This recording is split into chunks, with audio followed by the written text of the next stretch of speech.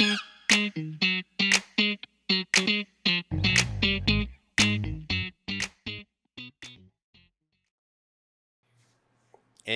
we are back with another episode of Commercial Roofing Radio.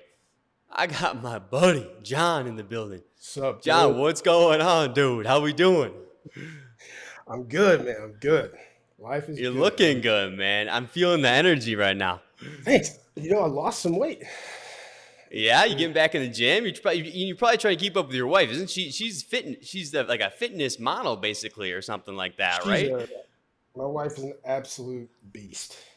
Mm-hmm. And I gotta speak quietly. I can't give her too much credit. She'll start getting a big head. But yeah, I gotta keep up with her, man. And I started getting flubby, Nick. I did. So yeah, What? back in the gym. You were getting flubby, dude? Oh, bro, definite flub. Yeah. So I got a second chin in there for a minute. Yeah. So, all right, for those of you who don't know, right, we got Jon Townsend in the building here, good buddy of mine, great dude. And when he's talking about, some blubber or some extra weight here, I'm getting a little disappointed, my man, because he might be in the roofing space now, but he used to be a professional athlete. So he can't like guys like me looking better than him or something over here. You know what I mean? Especially, with that kind of background. Yeah, man. Those days that ship sailed. I'll just say that. Mm-hmm. I was, but as a result, I've never been accustomed to gaining weight, right? Like, I could never gain weight, but now it's like, oh, baby, you can gain weight. Yep. So, but no, I'm feeling good. We're getting there. Pro athletes, I miss those days. I miss how I looked and how I felt, but at the same time, I feel really good now. And that's another thing is like, we have to create space. You have to create space so at the end of the day, work is work. The to-dos are going to get to done, but what are you doing that's going to just make you feel like you're getting 1% better, like you are investing back and being a steward of what you've been given. And man, it slapped me right in the face. I was getting out of shape, and I'm like, Mm-hmm. you're blessed with athleticism and it's making you tired, like with athleticism and energy, and you need it, and invest in it, like pour into it. But nobody's ripped like you, Nick. Yeah, all right, you're making me blush now.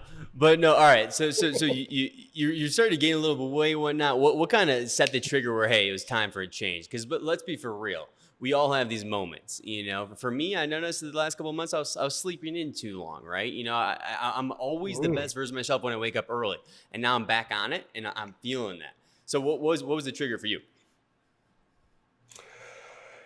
Oh, there's a picture of me. I'm not gonna find it. I actually think I made my wife delete it. It was a picture of me with my shirt off, holding my daughter. My daughter. I have 4 kids. I got a 9-year-old, 2 6-year-old twins. Happy birthday! They just celebrated their 6th birthday yesterday, and my daughter's gonna turn 2 in December 1st. So I was just holding her. She was like sitting on my chest, and I said, "What in the world is that?"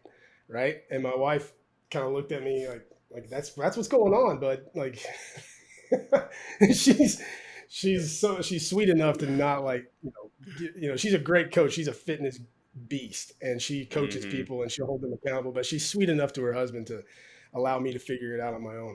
So I figured it out, and I said, nah, man, I gotta turn something. But the effect it has on you mentally, I think, like when it comes to fitness, looking great is fine, but if you just don't feel like you in your skin, it affects everything. It affects the way you walk, the way you carry yourself, the way you speak, your eye contact, tonality, anything, and regardless of your station or what role you play. So I just had to take a hard look at myself and say, Jon, let's go. Amen to that. Let's go. And we're going now. And now we're rocking and rolling, man. Looking good. I love it, dude. So you okay? Thanks, so for those who don't know, Jon, he played shortstop and third base for the Florida Gators, right? Eventually, you were signed by the Los Angeles Angels as well, and played 5 years of professional baseball. Developed a love for coaching. We'll talk about that, how that kind of took you to where you are today now. in the roofing space, helping hundreds and maybe even thousands now of contractors across the country. Completely superstar coach, helping so many people. But when we're looking at the sports side of things, you grew up an athlete, and that was that almost kind of like your identity, would you say, or how big of a part of your life was that? Yeah, absolutely. I would say that. I grew up in an athletic family, so I had an older brother that was always playing sports. My dad played college football and baseball for a time, uh, but yeah, just it was something I was naturally gifted at, and I never really had to try. And so I gravitated towards just I didn't want to be pretty good at sports. I wanted to be like the best, right? Like, when you get a video game, Mm-hmm. I don't know. I haven't played in a while, but you get a video game and it's a sports game, and you're able to up the attributes of your athlete Yeah, or create a whatever, and like player, of course, of course. make them superstars. Like I used to do that, and I would beat teams. I mean, basketball, like 150 to 30, and or football. And just I would like. So my goal has never been to just like be pretty good. Like deep down, I've always wanted to just dominate, and so, but it was something I just naturally, kind of naturally found myself. And yeah, it certainly became a part of my identity from early on. A part of my identity, um, Mm-hmm. and and oddly enough, baseball was probably my least favorite sport. I think you and I talked about that once. Um, He did actually. Baseball was my least favorite sport to play. I grew up in Kentucky, so if you can walk and chew gum, you're going to play basketball.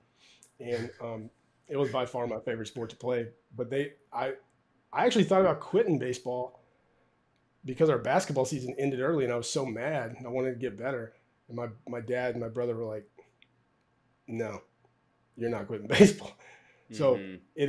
yeah, it ended up becoming a career, and I was incredibly blessed with my through baseball and the people it allowed me to meet and play with and against, and I was able to travel basically all over the country, and yeah, get paid to do it, right? So So when you and like yeah, good. well, I was just about to say, when you're looking at you were telling me before we got on here that grit is a big thing for you, right? You always been work ethic, show up, get the job done, Yeah. development, all that kind of stuff. You know, did you always kind of have that when you're kind of going through the ranks? Was it the big vision of making it to the MLB that kind of pushed that into you, or how did that happen? You know what? Not really. Like I grew up in a small town, and so I guess you could say when it came to sports and like I was a big fish in a small pond, right? And then I got to college, and then it, I bounced around. I went to a 4 year school. Then I didn't get to play. I had wrist surgery, medical red shirt. Then I didn't get to play. And then I went to a junior college, and then I wound up at Florida. And so it was this. The grit came from.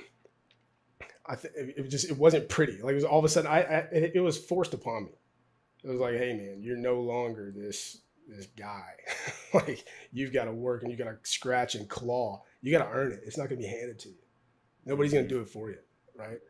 Um, and so I think that's why grit shows up so much in my life now, and in turn in my coaching is because it didn't come to me naturally.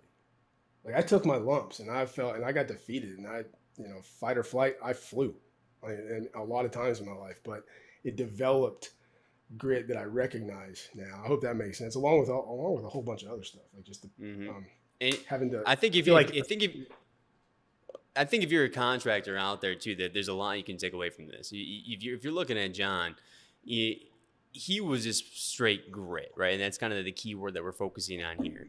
He went all the way from junior college, injury, ends up going to Florida, gets assigned for the LA Angels. Like that's really really unbelievable. And if you think about it, if you're an owner, maybe you've been doubted or you've had some ups and downs in your career, hey, chances are you probably have some grit developed, right? And you lean into that mm, as hard as you can because what's crazy is that could be the separator on who is the best. I am telling you, the people that just keep showing up no matter what they're straight savages.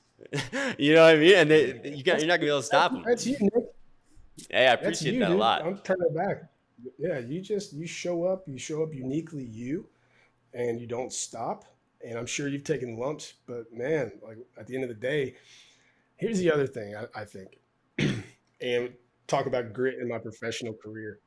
Um, I'll share this quick story if you don't mind. This is it. I was literally signed by Angels because there was an epidemic of pink eye. I was undrafted. There was pink eye all throughout the minor league work. This is a true story. I can't make it up.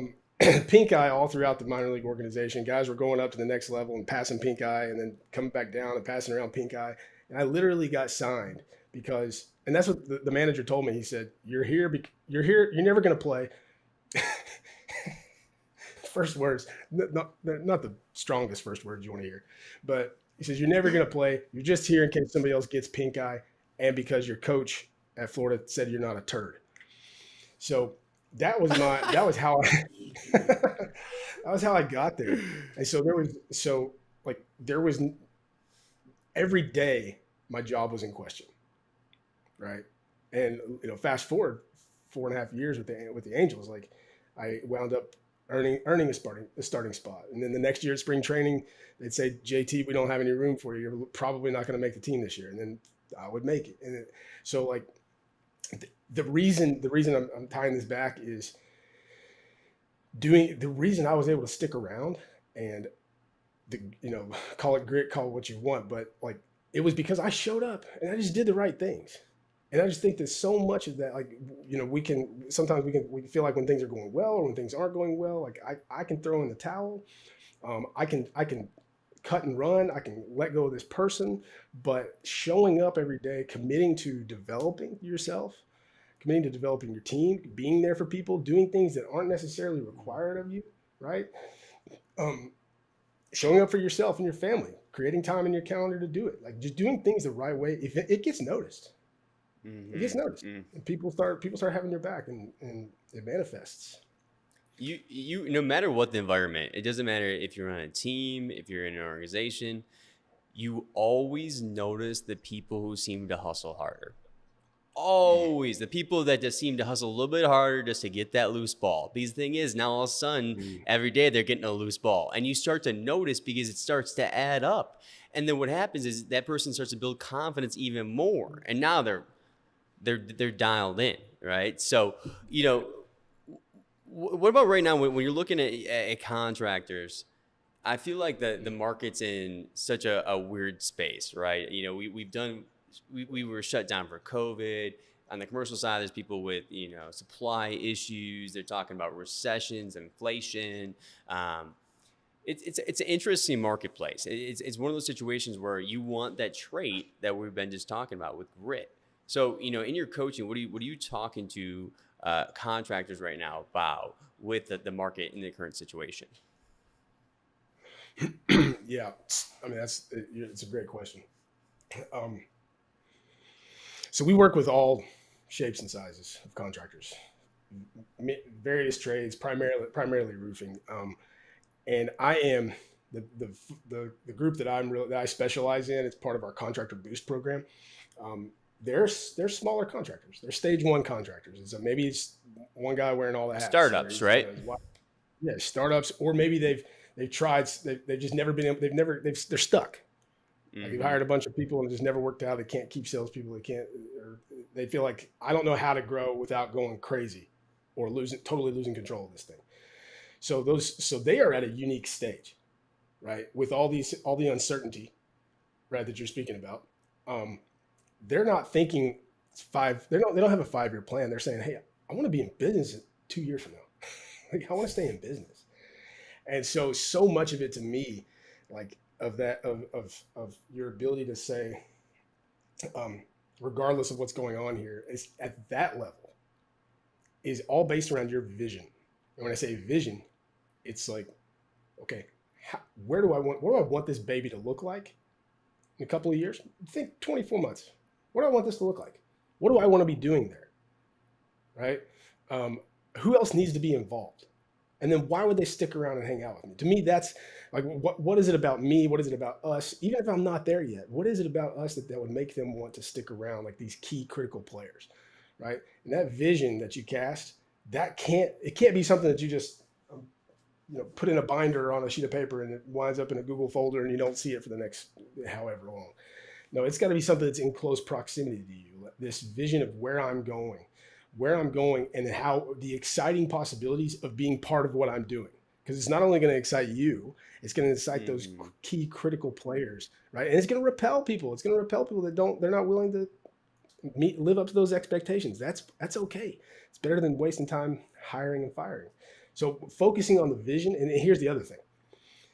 When we focus on what this is going to turn into, like when you put yourself there and you start dialing it back, and then you focus on, okay, it just challenges your strategic thinking, and you start saying, okay, what's the next step? Like, how do we get out of just the day to day? All right, like I own a home. I have 4 kids. There's a lot of day to day stuff, like to keep this ship moving forward, right? To keep the kids happy and healthy and fed and alive. And there's a lot of day-to-day things, but then there's these projects, these things that I know that I want to do to improve myself, to grow as a family, to grow as a human, to grow as a coach, as a husband. And so we, as business owners, particularly in that, well, regardless of your size, but I see it more often in the small guys, is the focus on where you're going will help you create the very next step. Like, so that I can strategically plan out, like, regardless of supply chain issues, like regardless of workforce issues, regardless of the economy, I have a plan to get. This is my plan. This is my next best step. And I think that when we do that, it stimulates our brain. First off, it's like psychological, right? Physiological, I should say, but it stimulates our brain. It keeps us dialed in and gives us, dopamine. That's and then you doing it, and it's also when you think strategically for yourself, you start owning it, right? So it's like you start to believe in yourself. You start to believe in yourself. So it all comes back. If I could just throw this in there too, man. I know this is like a long answer, but that's what this is all about. It's like there's uncertainty everywhere, but if you believe in what you're doing, you believe in what I'm doing is important, then you start to say, okay, here's what this can turn into. Here's how it can impact other people, not just me, other people, my community, my family, my teammates. And then you start thinking strategically. But if you keep that vision close to you, if you keep that vision of where you want to go and how you want to get there close to you, you are going to start thinking strategically about the best next steps, right? And you're going to start believing in yourself. That's what it comes down to, man. You have a few things I wanted to recap on that I thought were really important. First off, the big thing we were talking about is how do I get these A players to stick around and want to hang out with me? That one is absolutely huge, right? A players. Yeah. That's what you need. How can you have a brand, an environment, and a culture that you can attract and retain A players? You build people, they build a business. Trust me. You can't do it alone. If you're trying to think big or grow at all, you're not going to be able to do it alone. So you need great people. And then the vision, right? They can make money at a lot of these different companies. Obviously, you want to pay your people well, but what is that vision that you're selling? Now, it could be for their career path. It could be for, something that you're trying to achieve as a company, the mission statement, stuff like that. We know something that's, it's small, but, for us, for a vision standpoint, we always have certain revenue goals that we want to hit every year. Last year, we got to go to Mexico for it. This year, hey, we get to go to Costa Rica if we hit our revenue goal, and we get to bring our significant other, right? Which is a big one too, because then you can really create that bond. But our Slack channel, our big one, it's called Costa Rica, right? So every morning we're all talking on Slack. It's called Costa Rica. Have we hit our goal yet? Not yet, but it's still, we wake up and we see it every morning. Some of us put swimsuit, pictures that we're looking online that we're, hey, I'm waiting to buy this. You know what I mean? It's something to drive towards. You need something to drive towards. Just like in your schedule, you always have to have something, that you're looking forward to. You need it. You need it. You need it. Yeah, that's great. It's things like that. How do I find the right people? who's the next person? Who's the first person? Whatever stage you're at. How do I find them? And then how do I keep them? That's kind of that's the $1 million question, isn't it? But man, so much of it goes into just the Costa Rica. This is an exciting part of being here. This is something that separates us from everybody else. And it reflects, you know what else? It reflects in how you go to market. The way we treat each other and the way we talk and the excitement we build within the walls of our business greatly affects how we go to market, how we how we talk to our customers, how we do our work, how we hold each other accountable, how we communicate, right? Our core values. Like that creates the glue. It's like, it's things like that where, and think about it, Nick, as executive, you're like, man, I want these people to love what they do. People that come work for me, I want them to love what they do. Like that's how you. I know you well enough. It is a big part of it, because I mean, well, I had good managers, but I had one that stood out that just wasn't the right fit for me, and I just didn't really enjoy it. And so for me, I was like, all right, I need to figure out how I can be a good manager that can adapt to people and the way they want to be treated. That was gonna be a big one for me. And then I wanted a culture that was fun, that people were excited to work for, and so like I think because not that many people like their jobs. I think, in America, it's like 14% or something like that actually enjoy their work. So I'm like, hey, I want to be part of that 14%. That's kind of part of my personal mission, I feel like, in a way too. Yeah, man. And I have yet at Contractor Coach Pro, or even just in personal life, like in my friends and my network, I have yet to hear an owner say that, like, I don't really care if my people like working here. Like they all say, there's this common denominator of, I want to build this team where everybody's bought in, they're doing the activities that they need to be doing, they're disciplined, and they're seeing results, and now they believe in themselves, and they're creating. I want them to grow, like, and they're not talking, yeah, that's going to benefit me as owner, sure, but that's not the narrative, that's not the dialogue. The dialogue is all about other people. It's all about your team. And it's all about helping them and their families, right? And I think we have to recognize that, and we got to do a better job of that. How do I get people? I've got to be willing to go out there and step out there and tell them how cool it's going to be to work here, because this is what I care about. I always say when I'm helping people draw out their vision, right? I say, yeah, pretend like, and you, because you hear a lot of the same stuff, like, hey, when I ask, why do people want to work for you? What's unique about your culture? And people say, well, we're not just a roofing company. It's a great culture. It's a family atmosphere. We want everybody to feel like family. We want everybody to feel involved. We want everybody to, make a good income, make a solid income, competitive. But they say these few things over and over. They're like, we're not just a roofing company. It's a family-like culture. Everybody's involved. And then I say, okay, pretend you're giving that speech to a group of like 100 people and you're on stage. And then somebody raises their hand, some dude in the crowd raises their hand and stands up and he says, hey, I've heard all that crap before, prove it. Right? And so a guy like Nick is like, well, look, we hit our revenue goal. We went to Mexico. I took everybody. This year we're going to do it again. We're going to Costa Rica with your spouse, with your significant other, right? And that's how we do it. We're not just a roofing company. Like, we give to this charity. We believe in this cause. I just got off a call a little bit ago with a small company in New Jersey that is heavily invested into autism research and support for local families who have autistic children, and then also foster care, And I'm like, this company, and it's a brother and sister. This company exists to keep families safe, to keep families together. You know what I mean? And so, like, I just got chills. Like, somebody raises their hand in that crowd and says, hey, prove it. I've heard all this stuff before. Prove it. Like, okay, look, this is why we exist. And now everybody who they bring on, if they communicate that, here's the thing, you communicate that with prospective employees or even people from other industries who just want to be people want to be part of something bigger than themselves. And you start communicating that, hey, this is what we're about. And I can back it up because we've done this and this and this. And we're going to continue, and we have a vision to do this in the future. All of a sudden, you create this unique magnetism that's bigger than just whatever in the world you're doing. Mm-hmm. Yeah, I mean, and you want to think about that, right? As an owner. So what's your pitch? Not only your pitch to your customers, but what's your pitch to someone sitting down in front of you interviewing, and you know they're top talent.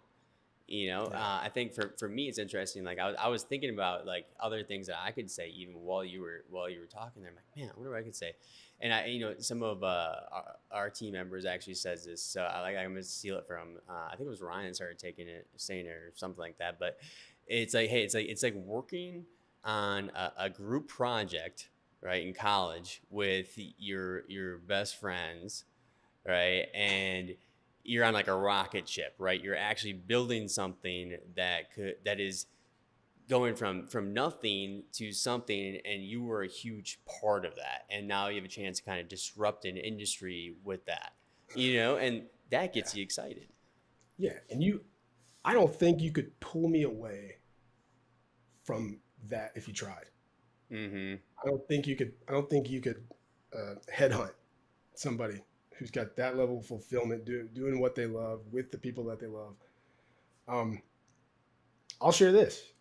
Before joining Contractor Coach Pro, um, I left the previous role, and I was looking to kind of start my own thing, and I was building it. And then and Jim and Nathan, we've been friends for a couple of years, and so they knew me culturally. Like culturally, we got along. But they got to understand me as a person. Um, and I didn't even know what they did. And if you might be the same way, Nick. You might be like, I mean, I know CCP is good. People, I think they do this, but I was in the same boat. I didn't even know really what we did, but the vision for the company was spelled out for me. This is where we're headed, and it was really exciting to a guy like Jon. Like all of a sudden, would it be exciting to other people? Probably, maybe not. I mean, well, obviously not. Like we're a pretty small team still, but the vision was cast of where we're going. And I want roofers out there. I want you owners and contractors to hear this. My life changed. The trajectory of what I was going to be doing changed because someone spelled out they had a vision for where this is going to go. And I was sitting there thinking, where is my spot on this roster? That sounds really good. It's what I want to be doing. I like these guys. And it didn't matter. I could have been in a whole other industry. I just knew that this was fulfilled a purpose. I love to coach. I love to empower people. I love to help people take ownership of their careers.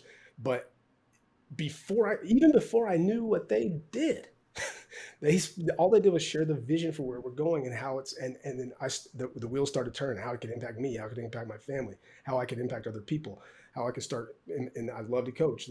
I'm doing what I want to do with the people I want to do it. And well, now I know what we do. But this was even before. I mean, before I said yes to even working here, they shared the vision. So you can't be scared. You can't hold that in. Like this is who we are going to impact and how we're going to impact and what it's going to look like. Fast forward, we have a plan to get here. I'll prove it. Like, do you have that? Are you able to say those things confidently? For real? Can you say 24, 36 months from now, this is what we're going to look like? Here's who's going to be involved. Because I hear who's going to be involved, and I started thinking, wow, is that my spot? Is that my job? I'd like to have that job. Does that make sense? I love that. So basically, Sorry, the same. This is the same situation we're talking about, though. Right here is they saw, right? Contractor Coach Pro saw a guy like Jon, who was an A player, and he was about to do his own thing. They knew that they had a seat on the bus or a roster spot that was open and fit him perfectly. They pitched the vision with passion, clarity, boom, done. So it's almost like, hey, as a roofing business owner, recruiting, if you can make recruiting through your vision, one of your superpowers, it's game over. Because after I've been in business for 5 years now. I'm still learning, but there's one thing that I'm extremely confident in. You're going to need really, really good people. And if you have really good people, you're going to have a really good company and you're going to have a really good life. I'll tell you that much. So I have a couple questions though for you I'm genuinely curious about them. So at a business standpoint, so I figured I'd steal your knowledge here. So we talked about uncertainty, all that stuff a little bit. I do want to ask though. So I know like a SWOT analysis is very popular: strength, weakness, opportunities, threats. Right. So when I'm looking at strengths, lean into them more. Opportunities, don't miss out. These are the you want to make sure you're focusing on these. Right.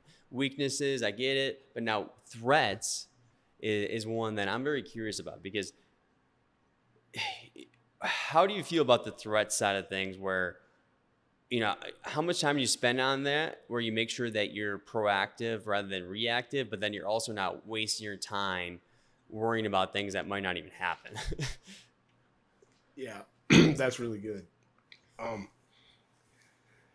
think first and foremost, I mean, the SWOT analysis is unique to every single person, right?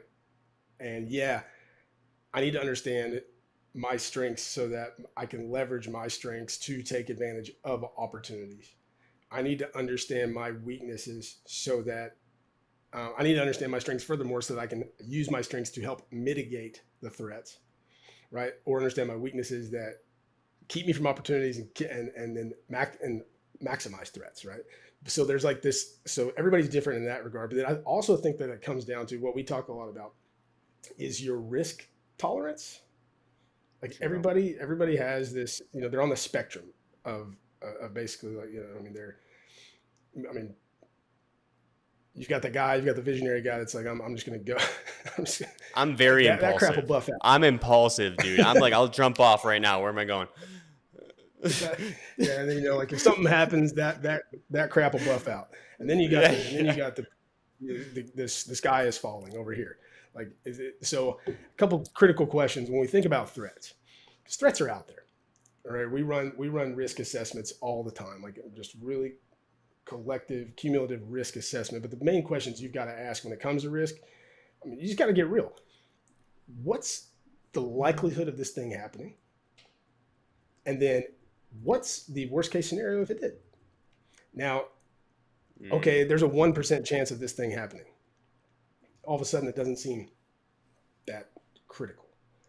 But there's a 1% chance of this thing happening. There's a 1% chance of this thing happening, and it could destroy my business.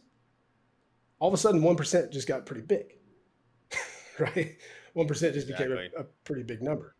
So I think that's critical. So it's actually an exercise that we walk our folks through. Is okay, understanding what are your risks. I mean, strategic decisions are a big risk. Like, do I go to new markets? Do I adopt different trades, different kind of work? And the further you move from the further you move from your current market or your current trade, the more risk you see, right? So strategic decisions, financial decisions, finances, on the whole, litigation, right? Like you hear it all the time. I mean, okay, here's an example. Jim tells this story. Jim Johnson. He's like, yeah, we were in residential roofing. We got sued by a homeowner. We lost in court. He lost in court, and he met with his attorney. He's like, I'm never losing another lawsuit court again. never losing another lawsuit again. And so what they did was his attorney drafted up this contract, and all of a sudden the fine print, the legalese in the sales contract went from being like 1 page to 6 pages, and overnight, sales was cut in half. And Jim will tell you, man, I wouldn't even sign that contract. Like, but that's an example of, hey, this one thing happened. All right, how often is it gonna happen? And what's the worst case scenario if it does, right? And jumping to a conclusion and saying, holy cow, I've got to assess, this is how I'm going to assess this threat, is I'm just going to throw everything I have at it, right? Because lawyers will draft up, lawyers don't like to lose. So they're going to make it airtight. They're going to, if that's what you want, they're going to do it. But that's kind of an overcorrect, right? So I think that's why I just have to, and I get those questions all the time. Hey man, this is going on with this homeowner. What do you think I should do? And I have to ask them this, like, how often does this happen? This is the first time it's happened. How much is it going to cost you? $7,000. Like, what are we talking about? Right? I really love that explanation. Mm-hmm. Cool. Yeah. So, but yeah, I would write those two things down. Like, as you're running into threats, what's the likelihood of that could happen? Be honest about it. And then what's the worst case scenario? Right. And then you can strategize. All right. Leveraging your people, leveraging your resources, specialists, and in our industry because it's unique, and you need a specialist in legally, finance, tax, insurance. Find a specialist, and they can help you. Awesome, man. That's All what. right, That's so what. so, Yeah. so for me, what I took away from that too is if you're analyzing those threats, because I know it's not ideal, to be looking at. Sometimes we don't even want to look at it. Hey, let's just focus on those strengths; those look pretty good. But That's unfortunately, not so. hey, self-awareness is one of the traits of the most successful people in the world. So we're gonna focus on being self-aware here. So basically, let's see here.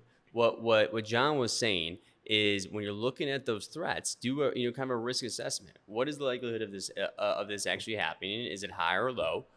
And then what's the worst thing that can happen if it did hit, right? And that's going to give you some pretty good clarity on how much time to spend on those areas or those threats. Now, what about at a goal setting standpoint? So for me,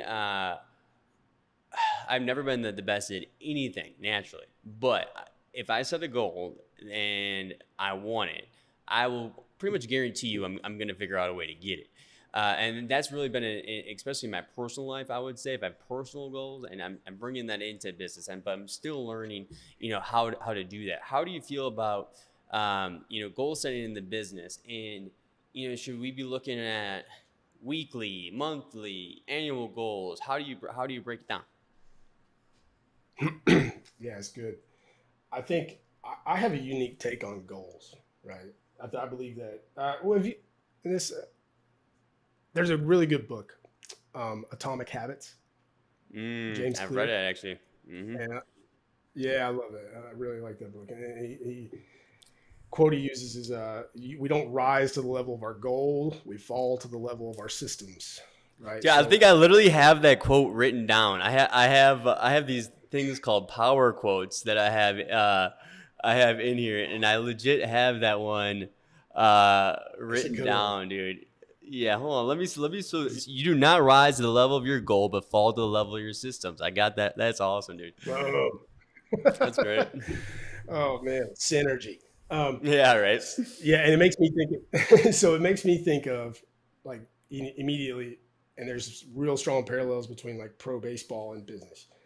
Pro baseball is a really long season. Everybody shows up. Everybody shows up to camp saying we're going to win the World Series. Nobody's going to show up and say, you know what, we're going to be like sub 500, and my job's going to be in question. No, we all have the same goals. But over the course of a long season, that's why baseball is kind of unique, is it's just such a long season, and that it's all about your processes.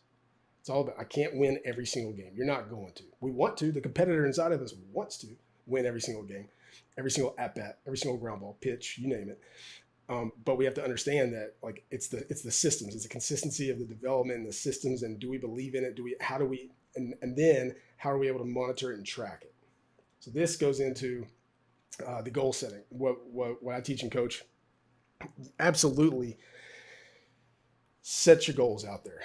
We call it a mission, annual mission, right? I like Like that. this is the one thing that we're focusing on. And we have fun with it. We name it like operation delegation, operation something. I don't know, operation Iraqi freedom. But so you set these goals. Hey, this is where in accordance with our vision, this mission is going to get us one step closer. All right. And it can be about anything. Maybe it's about getting followers. Maybe it's about revenue. Maybe it's about growing team members. Whatever your goal is, it's there. And now, yes, I believe and I think that they should be tracked weekly. Like I think that if you have a goal that's really important to you, that's going to if we accomplish this goal, and these are the main tactical operating priorities. If I accomplish these things, I will have accomplished this goal. If it's that important to us, then yes, everybody in leaders, anybody who cares about that getting done, needs to meet once a week, and we need to take an honest look at, hey, are we on track? Did we do this? Okay, we did not. You familiar with EOS, I am. Nick? Yeah. Yep, I So am. that's kind of comes up in the in their level 10 meetings, but we have kind of a modified version that we use internally. Like we have a mission, and every single week we meet. It's called the mission meeting, and we take a look at the company, we take a look at the health of the company, of internally, like what are our numbers, what are the numbers that we care about. Boom, boom, boom, boom, boom. Okay, is that looks a little bit off? Do we need to talk about it? Okay, let's talk about it. But then ultimately, after we get through our numbers, like we're focused on the mission. Like the company is healthy. This is how, as an owner, you say, man, I wish that I could just go take a 2-week vacation and not have to check my phone every 30 seconds. Like I want to be able to have, I want to be able to trust that the building's not going to burn down, that everything's not going to go south, and I can go away. Because you need to have something that you can look at real fast and say, okay, we're doing okay. Or, hey, something seems off. We need to have a conversation about this. So I believe they're all that likewise needs to be visited weekly. Like I need to have something that I can look at and say, okay, we're doing all right. But when it comes to the main goals that are going to change the trajectory of the company, we need to have strategic ways of getting it, and we have to weekly, very routinely, I would say weekly, need to have meetings to take an honest look and say, are we on track? Like, this is the main goal. I want to hit this number. All right. In order for us to hit this number, we have to do this, we have to do this, and we have to do this. These are major operating priorities. Are we on track to do this? In order to do this operating priority, these are the tasks that need to be done. Right? So, did we get this done? Are we on track? No. Okay, let's talk about it. What do we got to do to get back on track? Because goals are broad, and goals don't have to have a number attached to them. You know, it needs to be measurable, right? It needs to have a definition of done. But I think that people who care about it need to be able to look at it. If you sat in on one of our meetings at CCP, I mean, it's fire. Like it's just everybody's pouring in, and we're taking honest looks at it at every single metric or initiative, and everybody's providing feedback. People are taking ownership of, okay, this is not on track. We need to pivot. What do we need to do? People are always giving feedback. Like every company should have that. I believe that's how we do it. And it creates a system for accountability and process, right? I completely, yeah. I mean, you nailed that one. And so I want to actually kind of go through some of the stuff that I put together, just to give you some ideas, because I literally just did this in the last few weeks. But before I do that, John, honestly, everybody, clearly this guy knows what he's talking about. He's a great coach. I'm stealing some information for free right now from him because, you know, I told him I wanted to interview him, but really I just wanted to, you know, steal a free coaching class over here. What's the best way to get a hold of you, John? Oh man, Jon, Jon at contractorcoachpro.com. You can reach me there anytime. Jon, Jon at contractorcoachpro.com. Make sure you guys get connected. You want him on your squad. You want him on your squad. I promise you that. So just kind of give you guys a quick idea too. So what, you know, John was talking about with the measurables and, you know, all these different things. He nailed it on the head, and I'm starting to kind of learn it myself. So basically, each department has their own dashboards, basically, right? So if we're generating leads for roofing contractors, I know, you know, how many accounts I have this week, how many leads we're generating per account. If you know, let's say that for us, you know, you can kind of grade your service however you want. You should have some kind of grading system for your service. I think that can be kind of, you know, good. But for us, if we hit our lead goal for that week for that account, we get a point. If we don't, we get minus a point. And so we call that our plus minus score. And then I break that up into, you know, over the next 4 weeks and the 4 months. For sales, it's like how many bookings do we have? How many demos do we have this week? How many proposals do we send?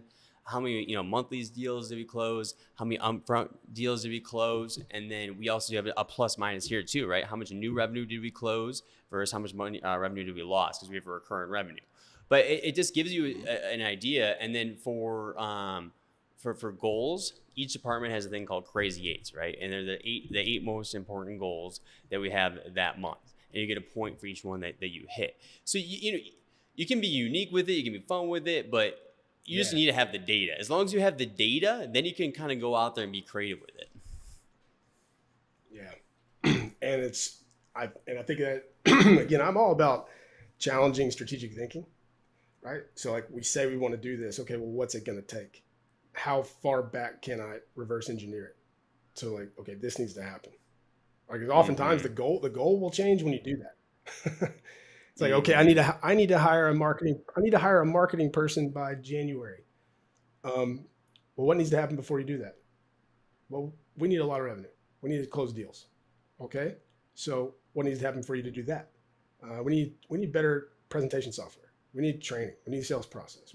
Right. I need another salesperson. Okay. So now my get a marketing person probably changed to like be in a position to get a marketing person So because true. we've earned this amount of revenue. Right. So yeah, you're exactly right, man. And I love that crazy eights. Did Yeah, I I say it right? appreciate Is that, it man. crazy eights? Yeah, crazy eights because I got from that card game. Because I struggled with the goal setting for a little bit because I was like, how many do I do weekly? Do I do monthly? And I was kind of going back and forth, and this strategy kind of worked for us. And now what we do is we still meet with each department once a week, and we go through those numbers for the week to see where we're at, right? So. Yeah. But yeah, I like it, but I liked what you said though about when you started having this information, all of a sudden your strategic decision making gets way better because you have more information to work with, and so what happens is, you're like, all right, for example, revenue goal. Everyone says, hey, I want to hit, I did 2 million this year. I want to hit, I'm gonna do 5 million this year. All right, well, why? How? What's the plan? It's so easy to put some exciting goal out there and be like, hey, I'm gonna hit this. So for us, we kind of struggle with that. Well, it's like, all right, we're recurring revenue, so we get to pull revenue over to the next month as long as they stay with us. So hey, this is the recurring revenue from last month, right? On average, how many accounts are we losing every month, right? What is the value Yeah. of that? How many Yeah. upfront deals do you think we can actually close based off how many demos we ran last month or whatever, blah, blah. Add that up in a Yeah. formula and say, hey, this is, I think, a feasible number. Now, I struggle with that for a while. I was just putting just random revenue numbers, but like there's no substance to that. Yeah. Yeah. Something just occurred to me too. That when it comes to goal setting, because ultimately we're trying to, like, we set goals, but it comes down to systems. Thank you, Mm-hmm. James Clear. But and ultimately it comes down to accountability, right? Like, are we doing this or are we not?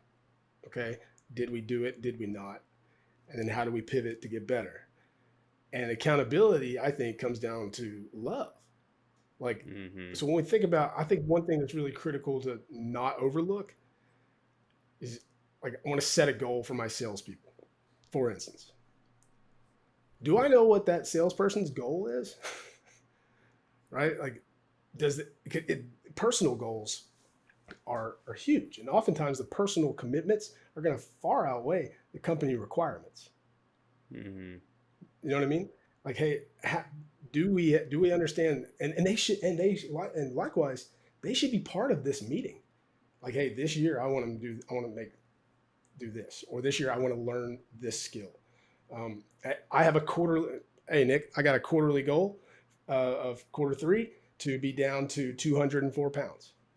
Let's And go. every single time, every single Monday that we meet, everybody's asking me about my weight. They're like, are you on track, John? Right?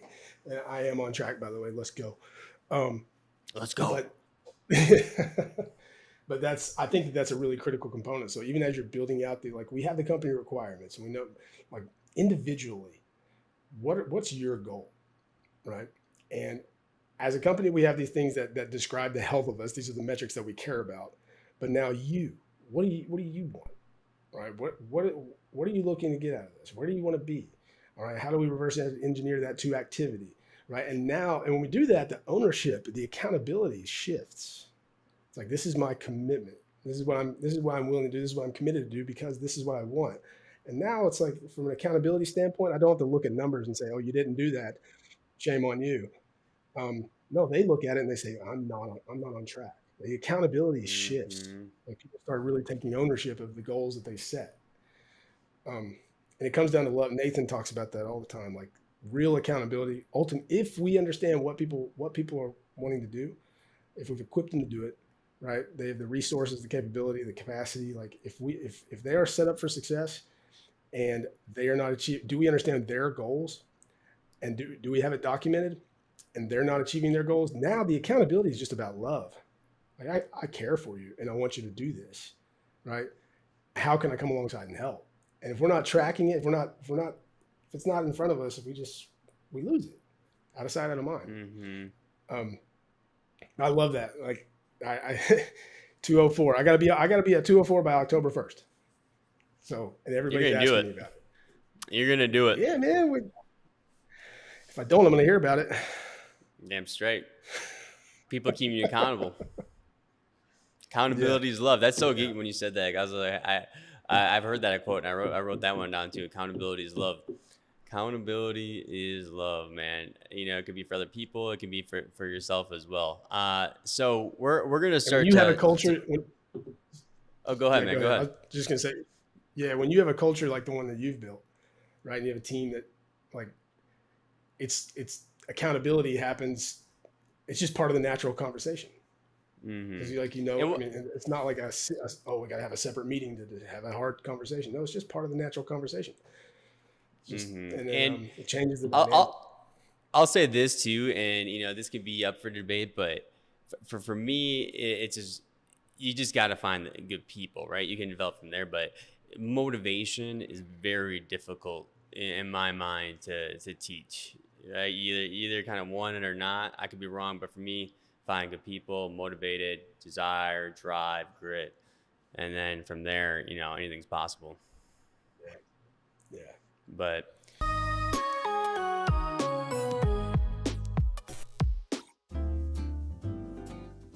oh, hey there. You come here often? I feel like I see you every Wednesday. And, you definitely caught my eye. I'll tell you one thing. You know how to stand out from a crowd. You already got a lot of great things going for you. I mean, I see your company. I see what you got going on. I want to be part of it. How about I give you my number and you send me a text? 720-796-4935. Hey, yeah, it's Nick, right? Peakleads.io.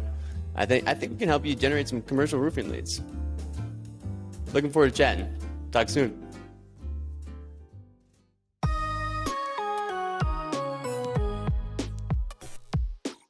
John, we're gonna take this thing into the game though, because you said that you're really, really good at trivia. You're like, dude, all I've wanted to do is go on Who Wants to Be a Millionaire with Regis, and that was my goal in life. And I might not be Regis, but I'm gonna put you in the hot seat. We're gonna see if you can be a roofing millionaire. So basically, you have two lifelines. The first one is 50-50. So that would remove two of the answers, leaving you with a 50% chance of getting the answer correct. The second one is phone a friend. So you can call one person. If they don't pick up, you lose the lifeline. Are you ready? Awesome. Yeah. I'm ready. Let's play. Bring Who it. wants to be a roofing millionaire? All right. Millionaire. So, when University of Florida baseball won the national championship in 2017, they became the only school in SEC history to win national championships in football, basketball, and baseball. 3 other schools have accomplished this feat. Oh, so okay, one of the only, gotcha. So which one of these 4 schools did not? So basically, let me repeat that because I had it, a little bit of a mix up there. But Florida won the national championship in 2017 in baseball. So they were one of the only schools, all right, to win football, basketball, and baseball national championships. 3 other schools have done this, but which one of these is not that school? Is it A, University of Tennessee, B, Ohio State, C, UCLA, or D, Michigan?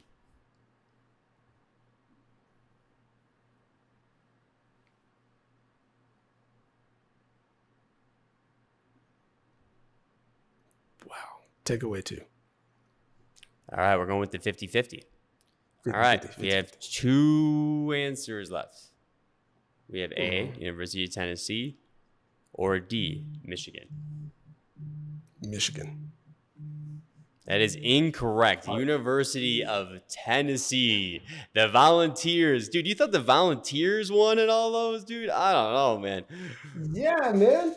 Football, though, dude? I feel like other than the Peyton days, dude, don't they kind of stink at football?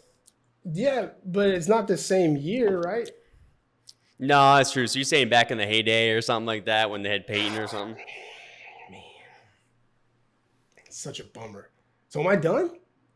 No, you get to keep going. But you have Okay, you have no belief in the Big Ten, it looks like, man. Come on, bro. Ohio State and Michigan, those are I always wanted to some go to real Michigan. deal school. Oh, really? I Yeah, grew up in the Michigan's cool. Fab Five. Yeah, Fab Five, man. I always wanted to play Oh, basketball in yeah. Michigan, but it turns out I was not, you know, gifted enough. Yeah.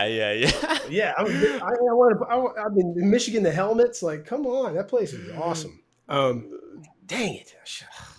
I do no. We'll keep going, but I do have to ask you Great. real quick. Do you have any? You got to play with Mike Trout, right? With one of the best baseball players in the league. Pretty cool dude, or what? Mike's an excellent guy, man. He's still, yeah, um, he's an excellent guy. He does things the right way. He's one of those guys that just shows up and he has fun. It's a job and it's a grind, but I used to always think, and keep in mind, he's 7 years younger than me. So I like learned from this guy every day that was 7 years younger than me, but his mentality at a young age, his maturity was just off the charts, and he was able. That's why he is who he is, I think, and his parents are awesome. But he's an excellent dude. He still answers my texts. That's so cool. I love that, man. Yeah, and he doesn't have to. He's a really good dude. I think a lot of him. I love that, man. All right, we're gonna keep you going here, all right? You Yeah. played for was it Rancho Cucamonga Quakes? How do you say Don't hurt that? yourself. Don't hurt yourself. How do you say that? Rancho Cucamonga. Rancho Cucamonga. Cucamonga. I'm gonna be 100% honest with you. Cucaracha. I growing up, dude, I was the worst reader, dude. I think I'm pretty sure I got dyslexia because I was trying to my business partner's dad was doing sales for us for a little bit, and when he get the credit card, he'd tell me the credit card, and I would jumble all of them together all the time. He's like, I think he got dyslexia. I'm like, that could be it. But then I just in general a bad reader. And then Danae, she writes these questions, and I feel like she always just leaves one where I'm like, I'm gonna look like an idiot on here. So Danae, payback is coming. I know your weaknesses, and I will attack them. All right. All right. All right. What is the Quakes mascot name? Is it A, Treble, B, Rally, C, Tremor, or D, Dino? Trimmer. Boom. We're back. We're back. And he's hot. Let's go. We're 1 for 2. We're 1 for. Hey, if this was baseball, that'd be a good batting average. But unfortunately, it's Who Wants to Be a Roofing Millionaire. All right. So, next question: how many SEC championships has the University of Florida baseball team won? Is it A, 15, B, 19, C, 13, or D, 17?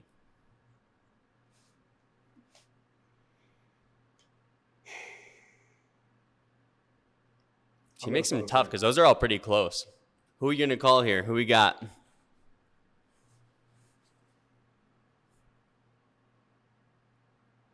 What time is it? Good call. Good call. Always be aware of the time. You know what I mean? Good call. Yeah. I'm gonna try to call the guy. I'm gonna try to call the head coach. The head coach. Let's go. This might be the coolest phone a friend right here. We're calling the head coach of Florida baseball team to see how many championships they got. Is it regular season? Like, oh, SEC championships. Sorry, SEC championships.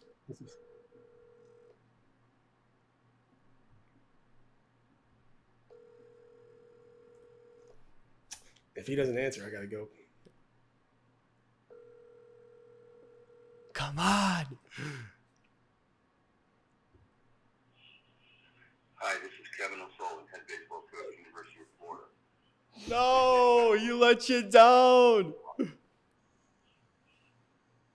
At the tone, please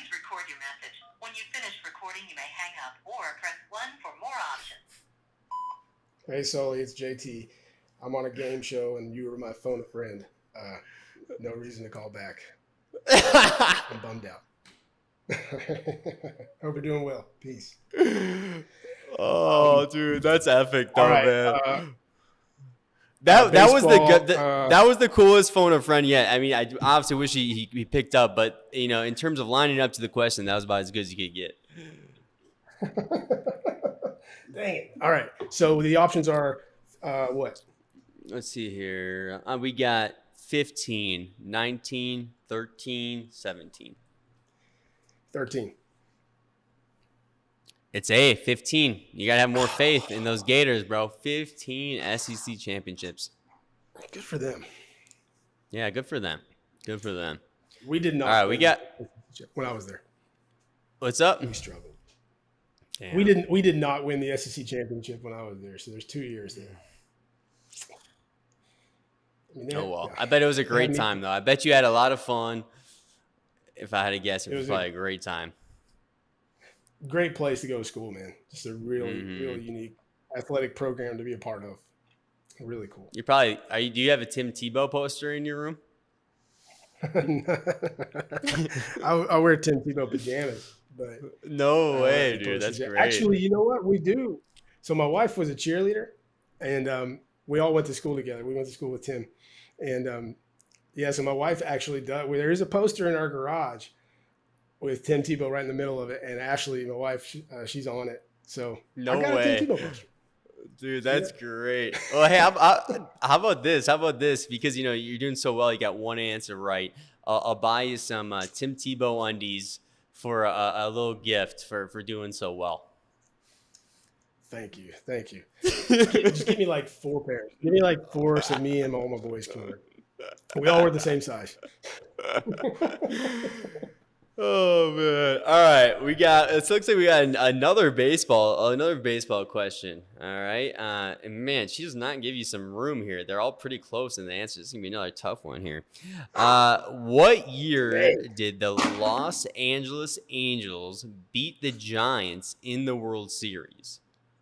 Was it A, 2005, B, 2004, C, 2001, or D, 2002?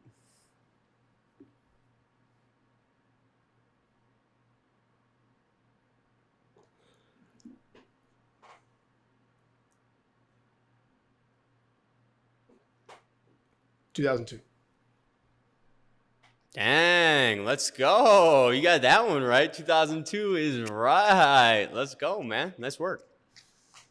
Thank you. I know they didn't win it after 9/11. Mm-hmm.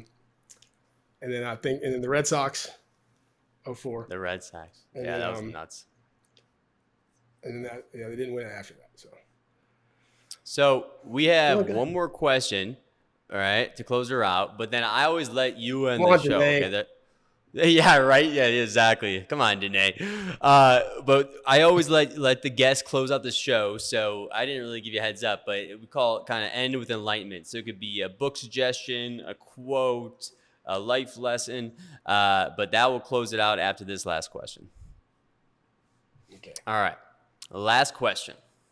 You're out in. You're still living in Florida, right? Yeah. Mm-hmm. All right. Well, when the Tampa Bay Buccaneers won the Super Bowl a couple years ago against the Chiefs, what was the final score? Was it A, 27-9? B, are you kidding me today? 31-9. C, 23-7, or D, 31-20. And the fact that you're calling out today is so great because I always say this, and today doesn't get any crap from the guest. So finally, a guest is shooting back. I love it. Like, which model of shoe did Mike Evans? Which model of did Mike Evans? I feel like we should just make some trivia for Danae one day. I feel like we just gotta make her a trivia. All right, I think I'm going with D. You were going D? Yeah, it was 31 to. Let's see here. Sorry, I was slacking Danae. I was asking her a question. Let's see here. So it is B, 31 to 9. So that is incorrect. What was D? What was D? 31 to 20. Did you mean to say the other answer? No, I think you did. I actually thought it was 31 to 7. Oh, so yeah. So exactly. So it was some miscommunication, but I think you had that answer right. So we're gonna give you that one. Yeah, we're gonna give you that one. I was trying to figure out too. I kind of zoned on that one because I was hitting up Danae. She actually, her sister's boyfriend, long-term boyfriend, Kirby. He used to actually pitch for the Gators. So I was trying to get his last name. So to see if you knew him by chance. Yeah. Nah. Yeah, man, I know him really well. Really? I know him really well. I actually used to coach him. It's Kirby Sneed. No kidding. Are you serious? Yeah, he's my buddy. He's in the big leagues. He was. Yeah. Yeah. So he's dating Danae's sister. No kidding. That's Kirby. a small world, hey? Yeah. Yeah. I coached him when he was like 12 years old, and now I'm just super proud of him. Man. He's worked really hard, and yeah. Wow. That'd be a fun conversation. Yeah. Kirby Sneed. Dude, yeah, that's him. That's right. That is him. Yeah, now that you said that, I know that's it. That's crazy, dude. That's small work. Yeah, right. It's long now, man. Well, hey, the floor is yours now. The floor is yours. So take us home. All right. Hey, first off, Nick, thanks, buddy. This was a really just love what you're doing. Love the impact. Love the positivity. Love everything you're bringing to the industry. Thank you for what you're doing. And thanks for having me on here. It's been an honor. Danae gave me a heads up. She was like, "Hey, give a parting word of wisdom or something." And I want to share this. Contractors, owners, managers, regardless of where you are, I feel like the biggest thing that I'm seeing people struggle with, when I say regardless of where you are, I mean the stage of your business, the size. If you're just starting out, if you're wearing all the hats, or if you've got a team, you got support, and you have managers, the biggest struggle I've found has come with time management and owning your calendar. And I want to share a quick tip from my personal life. I love to take my boys to school. I love dropping my kids off at school. It's like the coolest conversations ever, unless they're fighting, which is typical. But it's such a main priority to me. But that, I want to say, that block of time between like 7 and 8, right, of when I get them there on Monday mornings, it's tough. By saying yes to taking my sons to school, I'm saying no to prepping my day, prepping for Monday morning, right? So we have to. But it's so much of a priority to me that I block it out. It's gonna happen. It means that much to me. Everything else is going to revolve around it. Does that mean that the thing that I'm saying no to is going to go away? All the prep for the day? No. I just have to find a different time to do it, right? Either before it or immediately after it. It's before it. Spoiler alert. But I want to share this, like in the spirit of taking ownership of your time and managing your time. Your time is valuable as an owner. It's more valuable than anybody else in the company, right? And if there are things that you are right now saying, man, I wish that if I just had more time, I would be doing this. I wish I had more time to do this. I hear it all the time. I want to work on my business, not in my business. I wish I had time to work on my business, not in my business. I wish I had more time to ... Whatever that thing is, pull up your calendar right now, pick your time and put it in there. Whatever I met earlier with somebody, I said, if you had more time to do ... what would it be? And she said, meal prep. I said, holy cow, excellent example. Pop it in your calendar. Everything else is going to revolve around it. If it means that much to you, and you have to work on your business if you want it to grow, and that doesn't, like Nick said, you can't do it alone, and it doesn't happen overnight. But we have to be intentional about it, because we talk about block scheduling, and creating this perfectly dialed in schedule. Let's be honest, it's not going to happen. But I'll tell you this: you can come pretty close. I've seen it, but because everything's being thrown at us. The thing I want to tell you is that if you're saying, and I hope this impacts you, and I hope you take it away, and I hope you try it. If you say, hey, I wish I had more time to do ...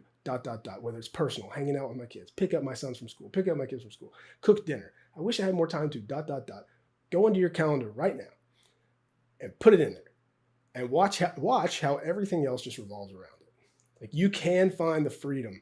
You can find the freedom that you're searching for if you want it. Let's go. Let's go, everybody. Go, Jon, dude. thank you so much for hanging out. Everybody out there, make it happen. I'm all jacked up now. Go win the day. Let's go.